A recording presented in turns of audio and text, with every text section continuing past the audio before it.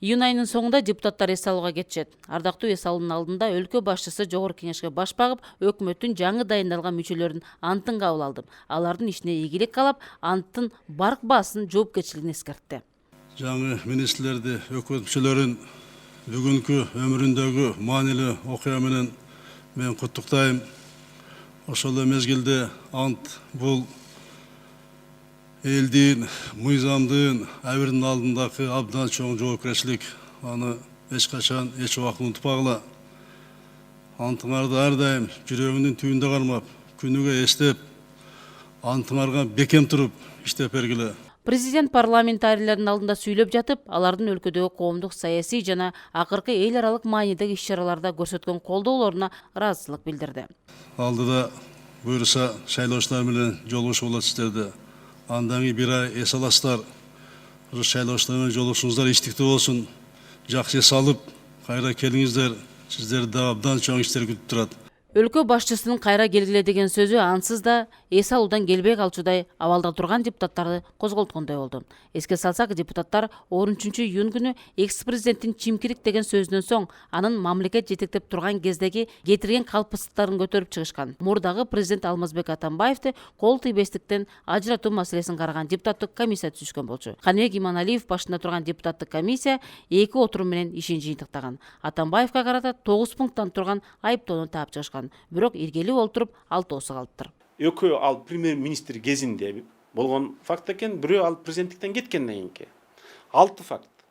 Мурдагы кылмыш кодекси боюнча 6оосу тең өтө оор кылмыш болуп эсептелинет. Жаңы кылмыш кодекси боюнча 4 өтө оор кылмыш кодекси эсептелет. Бирөөнү биз талашып тартышып, муну генералдык прокуратура баа берсин дедик. Ал жер маселеси. Жер маселеси бул кызмат абалын кыянаттык менен пайдалануу деп эсептелет. Бирок ал жерде 3 жер маселеси болгондугуна байланыштуу мүмкүн биргелешип, бул коррупциялык схема деп баа бериш мүмкүн. Муну укук коргоо органдары аныктайт. Бирок саясий жагынан биз көзүбүз жетти жана ишендик.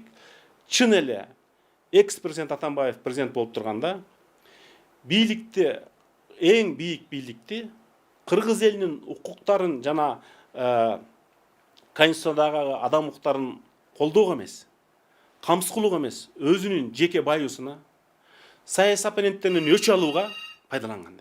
Парламент депутаттарынын экс-президентке тап берүүсү Орто Азия мамлекеттеринде биринчи жолу катталып жаткан көрүнүш. Андыктан маселенин татаалдыгы да ошондо. Көрсө бул көрүнүш жөн жерден эле чыкпаган экен. 1,5 жыл мурда элдик курултай ушундай чечимди элге таңуулап Жогорку Кеңешке кайрылган. Көрсө маселе эми бушуп жетилиптир. Комиссияга 7 күн берилген. Алар иликтеп жиликтей албайт. Болгону каттагы каралган нерсеге негиз бар же жок деп айта алышат экен. Ал эми акыркы чекитти коюу вазифасы башкы прокуратурада. Ал эми учурда экс-президенттин кол тийбестигин алуу боюнча 8 баскычтын 5-сине жетишти. Биринчи 40тан ашык демилгелүү топ кат менен кайрылыш керек экен. Жогорку Кеңештин тиешелүү комитети ошол катты Жогорку Кеңештин сессиясына алып чыгып, тиешелүү атайын комиссия түзүш керек экен. Атайын комиссия бул парламенттик комиссия. Бул парламенттик иликтөө эмес.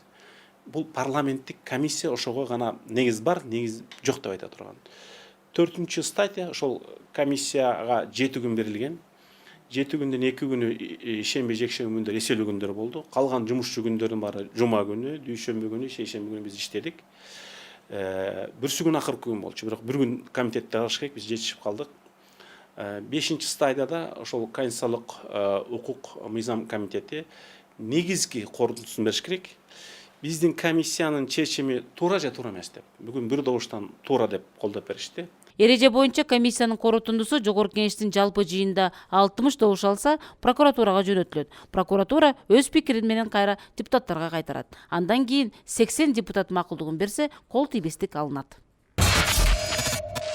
Саясаттан маданиятка. Учурунда өлкөнүн вице-премьер-министри болуп, социалдык блокту башкарып келген Мира Жаңгарачева Капаратиев атындагы улуттук көркөм сүрөт музейин жетектей турган болду. Музейдин буга чейинки жетекчиси Рустамбек Шыгаев кызматынан 28-майда кеткен. Ал кызматынан пайдаланып, музейдеги 2 автордун сүрөтүнүн түп нускасын алып чыгып кетип, кайра бузулган абалда кайтарган. Ал эми Жаңгарачеванын дайындоо боюнча буйрукка министр Азамат Жаманкулов кол койгон. Жаңы жетекчи Мира Жаңгарачева 67 жашта. Кесиби боюнча тарыхчы, философия илимдеринин кандидаты. Кандидаттык ишин Москва гуманитардык университетинде жактаган. Эмгек жолун катардагы мугалим катары политехникалык институттан баштап деканга чейин жеткен. Кыргызстан эгемендик алган жылдары Бишкек шаарынын вице-мэры кызматын аркалаган. Ал кызматта 3 жылда иштеп, кийин Жогорку Кеңештин 1-чакырылышынын депутаты болгон.